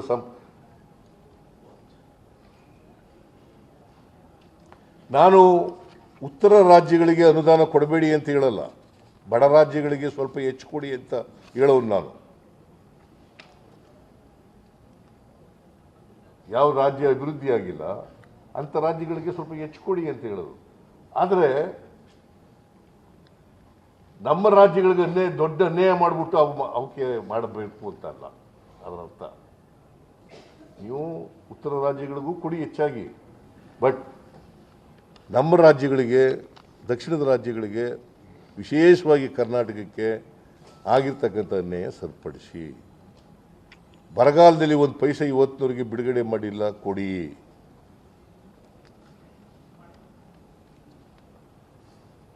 ಇವತ್ತಿನವರೆಗೆ 15ನೇ ಹಣಕಾಸಿನಿಂದ 14ನೇ ಹಣಕಾಸಿನಿಂದ 15ನೇ ಹಣಕಾಸುವರೆಗೆ ನಮ್ಮ ರಾಜ್ಯದ 1,87,000 ಕೋಟಿ ಅನ್ಯಾಯ ಆಗಿದೆ. ಬರಬೇಕಾಗಿರೋದು ನಮಗೆ ಬಂದಿಲ್ಲ. 14th ಫೈನಾನ್ಸ್ ಕಮಿಷನ್ ಪ್ರಕಾರ 15ನೇ ಹಣಕಾಸಿನಲ್ಲಿ ನಮಗೆ ಹಂಚಿಕೆ ಮಾಡಿದರೆ ಇಷ್ಟು ನಷ್ಟ ಆಯ್ತಿರಲಿಲ್ಲ. ಸೊ ಇವತ್ತು ಭಾರತೀಯ ಜನತಾ ಪಕ್ಷದವರು ಯಡಿಯೂರಪ್ಪನವ್ರಿಗೂ ಪಾಪ ಬಾಯಿ ಇಲ್ಲ, ಬಸವರಾಜ ಬೊಮ್ಮಾಯಿ ಅವ್ರಿಗಂತೂ ಬಾಯಿ ಇಲ್ಲವೇ ಇಲ್ಲ, ಅಶೋಕರಿಗೆ ಗೊತ್ತೇ ಇಲ್ಲ ಪಾಪ ಇವೆಲ್ಲ.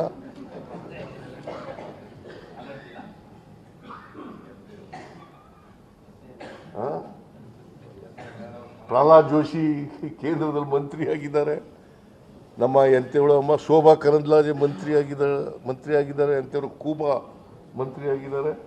ಅವ್ರು ಯಾರು ಒಂದು ದಿನ ಬಾಯಿ ಬಿಟ್ಟಿಲ್ಲ. 25 ಜನ ಪ್ಲಸ್ ಈಗ ಒಂದು 26 ಜನ ಸೇರ್ಕೊಂಡಿದ್ದಾರೆ. 27 ಸರ್, ಈಗ 27 ಜನ ಆಗಿದ್ದಾರೆ. ಒಂದು ದಿನ ಅವರು ಯಾವತ್ತಾರು ಒಂದು ದಿನ ಮಾತಾಡಿದಾರ ಪಾರ್ಲಿಮೆಂಟ್ನಲ್ಲಿ?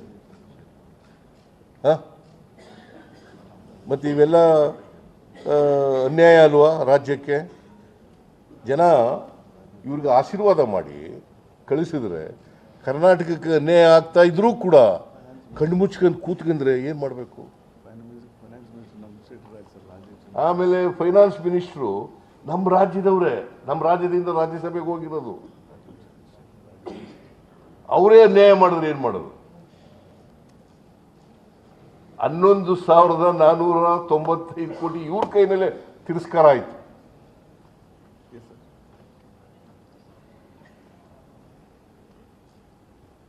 ಸೊ ಇವೆಲ್ಲ ರಾಜ್ಯಕ್ಕಾಗಿರ್ತಕ್ಕಂಥ ಅನ್ಯಾಯಗಳನ್ನು ರಾಜ್ಯದ ಹಿತದೃಷ್ಟಿಯಿಂದ, ರಾಜ್ಯದ ಜನರ ಹಿತದೃಷ್ಟಿಯಿಂದ ಪ್ರತಿಭಟನೆಯನ್ನು ನಾವು ಹಮ್ಮಿಕೊಂಡಿದ್ದೇವೆ. I hope that you are all convinced. ತಾಳಪ್ಪ ಮಾರಾಯ, ಅಪೀಲ್ ಸುಮ್ಮನೆ ಇರು, 7 ಗಂಟೆ ಎಂಪಿಗಳಿಗೆ ಮರ್ತ್ಬಿಟ್ರೆ ಬರ್ಕೊಬಿಡಿ. ಆಮೇಲೆ ನಾನು ಅದಕ್ಕೆ ಹೇಳ್ತಾ ಇದ್ದೀನಿ, ಅವ್ರಿಗೆ ಈಗಾಗಲೇ ನಮ್ಮ ಅಧ್ಯಕ್ಷರು ಕರೆ ಕೊಟ್ಟಿದ್ದಾರೆ. ಈ BJP MLAಗಳಿಗೂ ಬರ್ರಿ, MP ಗಳಿಗೂ ಬರ್ರಿ, BJP MP ಗಳಿಗೆ ಬರ್ರಿ, ನೀವೇ BJP ಮಂತ್ರಿಗಳು ನೀವು ಬರ್ರಿ, ಪ್ರತಿಭಟನೆಯಲ್ಲಿ ಭಾಗವಹಿಸಿ. ಇದೇನು ಕೇಂದ್ರ ಸರ್ಕಾರದ ಇದಕ್ಕೋಸ್ಕರ ಅಲ್ಲ, ಪಕ್ಷ ರಾಜಕಾರಣ ಅಲ್ಲ ಇದು, BJP ವಿರುದ್ಧ ಅಲ್ಲ ಇದು. ಬರ್ರಿ ನೀವು, ರಾಜ್ಯಕ್ಕೆ ಅನ್ಯಾಯ ಆಗಿರ್ತಕ್ಕಂಥ ಅನ್ಯಾಯ ಕೇಳೋಣ ಬರ್ರಿ ಅಂತ ಅವ್ರಿಗೂ ಕರೆ ಕೊಡ್ತಾ ಇದ್ದೀನಿ, ಅವ್ರಿಗೂ ಮನವಿ ಮಾಡ್ತಾ ಇದ್ದೀನಿ.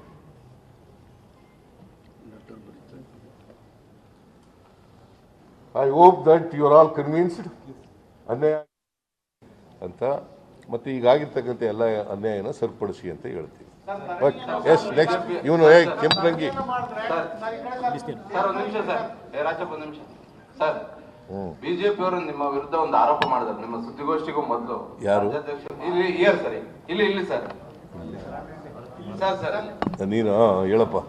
ಸರ್, ರಾಜ್ಯದಲ್ಲಿ ರಾಜಸ್ವ ಸಂಗ್ರಹ ಮಾಡಕ್ಕಾಗದೇನೆ ಈಗ ಕೇಂದ್ರದ ಮೇಲೆ ಗೂಬೆ ಕೂರಿಸುವಂತ ಒಂದು ಕೆಲಸ ಸಿದ್ದರಾಮಯ್ಯ ಮತ್ತೆ DK ಶಿವಕುಮಾರ್ ಅವರು ಮಾಡ್ತಾ ಇದ್ದಾರೆ ಅನ್ನುವಂತ ಒಂದು ಆರೋಪವನ್ನ ಬಿಜೆಪಿಯ ರಾಜ್ಯಾಧ್ಯಕ್ಷ ವಿಜೇಂದ್ರ ಅವರು ಮಾಡಿದ್ದಾರೆ.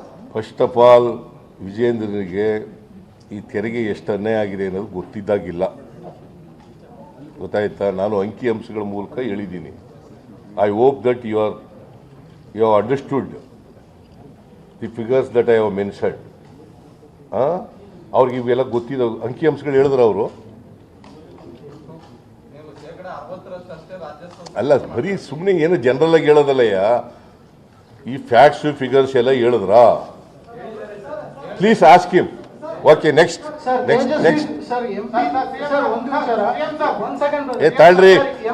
ಎಂಪಿ ತೇಜಸ್ವಿ ಸೂರ್ಯ ಅವರು ನೀವು ಕೊಟ್ಟ ಸ್ಟ್ಯಾಟಿಸ್ಟಿಕ್ಸ್ ಅಲ್ಲಿ ಏನ್ ಕೊಟ್ಟಿರೋದನ್ನ ಮಾತ್ರ ಹೇಳಿದ್ರು, ಏನ್ ಕೊಡ್ಬೇಕಾಗಿರೋದು ಏನು ಬಾಕಿ ಇದೆ ಅದನ್ನ ಯಾವ್ದು ಹೇಳಿರ್ಲಿಲ್ಲ. ಅದ್ರ ಜೊತೆಗೆ ಕಾಂಗ್ರೆಸ್ನ ಒಬ್ರು ಎಂಪಿ ಡಿ ಕೆ ಸುರೇಶ್ ಅವರು ಈ ವಿಚಾರವನ್ನ ಎತ್ತಿ ಇದರಿಂದನೇ ಅವರು ಸ್ವಲ್ಪ ಆವೇಶಪೂರಿತವಾಗಿ ದೇಶಕ್ಕೆ ಏನೇನು ಕೊಡಬೇಕಾಗಿತ್ತು ಅದೆಲ್ಲ ಕೊಟ್ಟಿದ್ದೀವಿ, ಆದರೆ ನಮಗೇನು ಬರಬೇಕು ಅದನ್ನು ಕೊಡಲಿಲ್ಲ, ಹಾಗಾಗಿ ಬೇರೆ ದೇಶದ ಬೇಡಿಕೆನ ಇಟ್ಟರೆ ತಪ್ಪ ಅಂತ ಹೇಳಿದರು. ಅವರು ಅವ್ರೇನು ದೇಶ ಹೊಡಿಬೇಕಂತ ಹೇಳಿರಲಿಲ್ಲ, ಆದರೆ ಅವ್ರ ಮೇಲೆ ಅಟ್ಯಾಕ್ ಆಯಿತು. ಇಷ್ಟೆಲ್ಲ ನಮ್ಮ ಸ್ಟೇಟಿಗೆ ಬರಬೇಕಾಗಿರೋ ಸ್ಟ್ಯಾಟಿಸ್ಟಿಕ್ಸ್ ಇರಬೇಕಾದ್ರೆ ಇದನ್ನ ಬೇಡಿಕೆಯಾಗಿ ಇಲ್ಲಿವರೆಗೆ ರಾಜ್ಯ ಸರ್ಕಾರ ಯಾಕೆ ಲೀಗಲಿ ಓಡಾಡೋಕ್ಕಾಗೋದಿಲ್ಲ ಸರ್? ನೀವು ಅದೇ ಬಂದಿರೋದು 14ನೇ ಫೈನಾನ್ಸ್ ಕಮಿಷನ್ ಆದಮೇಲೆ 15ನೇ ಫೈನಾನ್ಸ್ ಕಮಿಷನ್ ಬಂತಲ್ಲ, ಇವರೇ ಬಂದದ್ದಲ್ಲ, ಇವರೇ ಇದ್ದದ್ರಲ್ಲ, ಇವರೇ ಬಾಯಿ ಬಿಡಲಿಲ್ಲ ಅಂತ ಹೇಳ್ತಾ ಇರೋದು ನಾನು. 15ನೇ ಫೈನಾನ್ಸ್ ಕಮಿಷನ್ ಜಾರಿ ಬಂದ ಮೇಲೆ ಯಾರು ಇದ್ದವರು? ಅವರೇ ಇಲ್ಲ. ಅಪಾಯಿಂಟ್ ಮಾಡಿದವ್ರು ಯಾರು 15ನೇ ಫೈನಾನ್ಸ್ ಕಮಿಷನ್ನ? ಮೋದಿ ಅಲ್ವಾ? ಅದಾದ್ಮೇಲೆ 19ರಲ್ಲಿ ಎಲೆಕ್ಷನ್ ಆಯ್ತಲ್ಲ ಪಾರ್ಲಿಮೆಂಟ್ಗೆ, 25 ಜನ ಗೆದ್ರಲ್ವಾ? ಅವ್ರು 25 ಜನ ಇವತ್ತಿನವ್ರಿಗೆ ಮಾತಾಡಿದಾರಾ? ನಂಬರ್ 1. ಕೇಂದ್ರದ ಮಂತ್ರಿಗಳು ಮಾತಾಡಿದಾರಾ? ನಂಬರ್ 2. ಯಾರಾದರೂ ಯಡಿಯೂರಪ್ಪ ಆಗಲಿ ಮುಖ್ಯಮಂತ್ರಿ ಆಗಲಿ ಮಾಡಿದಾರಾ? ಇಂಟ್ರೀಮ್ ರಿಪೋರ್ಟ್ನಲ್ಲಿ ಮತ್ತೆ ಫೈನಲ್ ರಿಪೋರ್ಟ್ನಲ್ಲಿ ಹೇಳಿರ್ತಕ್ಕಂಥ 11,495 ಕೋಟಿ ತಗೊಂಡ್ರ,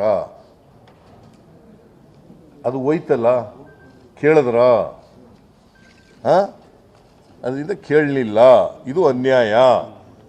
it's a great injustice cost to Karnataka state. ಹೇಳ್ತಾರೆ ಇವರು.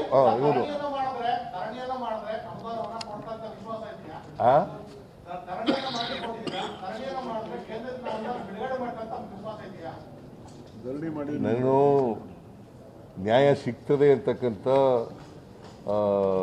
ಓಪ್ಸಿಂದ ಮಾಡ್ತೀವಿ. ರಾಜ್ಯ ಸರ್ಕಾರ ಸೂಕ್ಷ್ಮವಾಗಿದೆ ಅಂತ ಅಂದ್ಕೊಂಡಿದ್ದೀನಿ ನಾನು.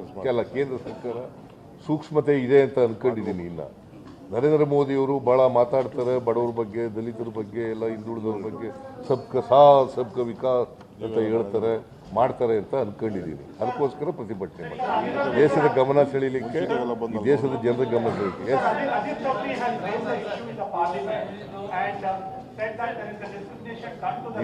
ಇವರು ಕೂತ್ಕೊಳ್ರಿ ನೀವು, ಆಮೇಲೆ ನೆಕ್ಸ್ಟ್ ನೀವು.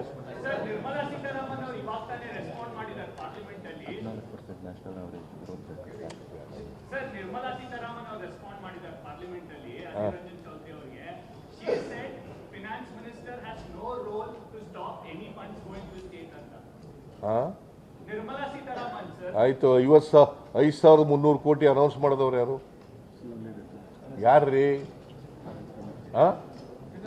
ಯಾರಪ್ಪ ಬಜೆಟ್ನಲ್ಲಿ ನಾಟ್ ಫೈನಾನ್ಸ್ ಕಮಿಷನ್ ಅಂತ ಅನೌನ್ಸ್ ಮಾಡಿದವ್ರು ಯಾರು? Finance minister.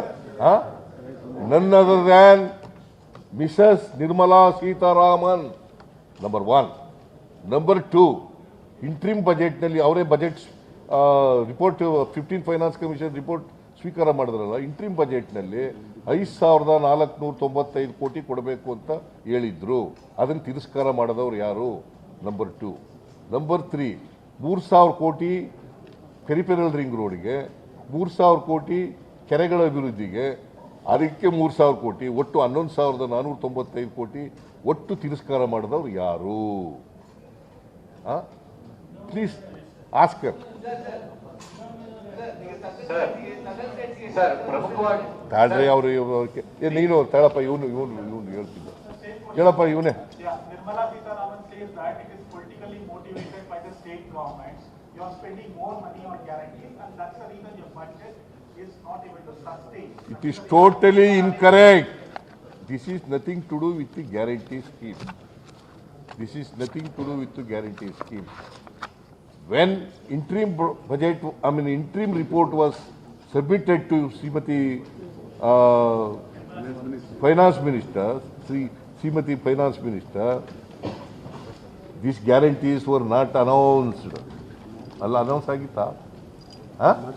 ಮತ್ತೆ ಹೆಂಗೆ ಗ್ಯಾರಂಟಿ ಇದಕ್ಕೂ ಲಿಂಕ್ ಮಾಡ್ತೀರಿ? ಅವ್ರು ಹೆಂಗೆ ಲಿಂಕ್ ಮಾಡ್ತಾರೆ? ಸುಳ್ಳಲ್ವಾ? ಸುಳ್ಳು. ನೆಕ್ಸ್ಟ್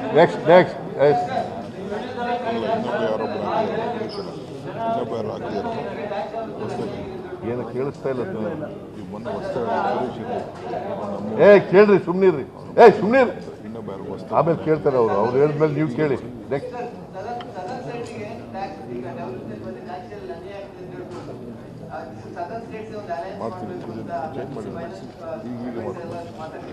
ಲೋ, ಅದು ಆವೇಶದಲ್ಲಿ ಹೇಳಿರ್ತಕ್ಕಂಥ ಮಾತು. ಈ ಡಿಡ್ಂಟ್ ಮೀನ್. ಕೇಳ್ರಿ, ಇಲ್ಲಿ ನಾನು ಹೇಳೋಕಂತ ಕಂಪ್ಲೀಟ್. ಮೊನ್ನೆ ಹಾಕಿದ್ದಾರೆ ಆರೋಪ.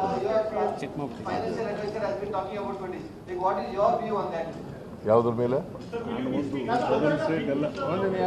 ತಾಳಿ ಇವ್ರು ಕೇಳ್ತೀನಿ ಸರ್. ಹೋರಾಟ ಮಾಡಬಹುದು ಅಂದ್ರೆ ನಮ್ಮ CM ಅವ್ರು ಲೀಡ್ ಮಾಡಲಿ ಅಂತ ನಾನು ಅಡ್ವೈಸ್ ಮಾಡ್ತೀನಿ ಅಂತ ಹೇಳ್ತಿದ್ದೆ. ಹೌದು, ನಾನೇ ಲೀಡ್ ಮಾಡ್ತಾ ಇರೋದು ಈ ಎಲ್ಲ ಇದನ್ನು ಕೂಡ. ನಾಳೆ ಇದರಲ್ಲಿ ಜಂತರ್ ಮಂತರ್ನಲ್ಲಿ ನಡೀತದಲ್ಲ, ನಾಳಿದ್ದು 7ನೇ ತಾರೀಕು. I am leading the education. ಆಮೇಲೆ ಇವರು ತಾಳ್ರಿ ಪ್ಲೀಸ್. ಇವ್ರು ಕೇಳಿದ್ದಾರೆ. ನೀವು ಮ್ಯಾನೇಜ್ ಮಾಡ್ತೀರಾ ಎಲ್ಲ ಫೈನಾನ್ಸ್, ಆದ್ರೆ ಜನ ಪ್ರಸ್ತುತರು ಬೈತಾ ಇದ್ದಾರೆ. ನೀವು ಪಾಪ ಸಿದ್ದರಾಮಯ್ಯ ಹೆಂಡತಿನ ಆಸ್ಪತ್ರೆಗೆ ಅಡ್ಮಿಟ್ ಮಾಡಿದ್ರು. ಮಣಿಪಾಲಿಗೆ ನಾನು ಹೋಗಿದ್ದೆ, ಅವರು ಹೋಗಿದ್ರು. ಅವರು ಹುಷಾರಾಗಿಲ್ಲ ಹೇಳಿ ಮಾತಾಡ್ತಾ ಇದ್ದಾರೆ. ಫೈನಾನ್ಸ್ ಎಲ್ಲ ನೀವು ಮ್ಯಾನೇಜ್ ಮಾಡ್ತೀರ ಗೊತ್ತು. How is your wife? ಏನಂತ ಹೇಳಿದ್ರು? ಮನೆಯವರು ಹೆಂಗಿದ್ದಾರೆ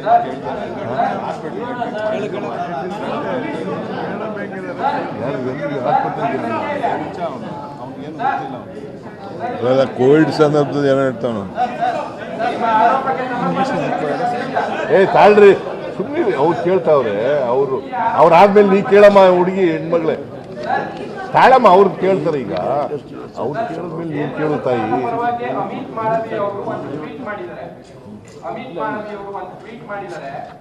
ಕೇಂದ್ರ ಸರ್ಕಾರದ ಕ್ಯಾಂಟೀನ್ ಆಕ್ಟ್ ಮತ್ತು ಡೆವಲ್ಯೂಷನ್ ಎಲ್ಲ ಸೇರಿ 2,82,791 ಕೋಟಿ ರೂಪಾಯಿ ಆಗಿದೆ. ಅದು 245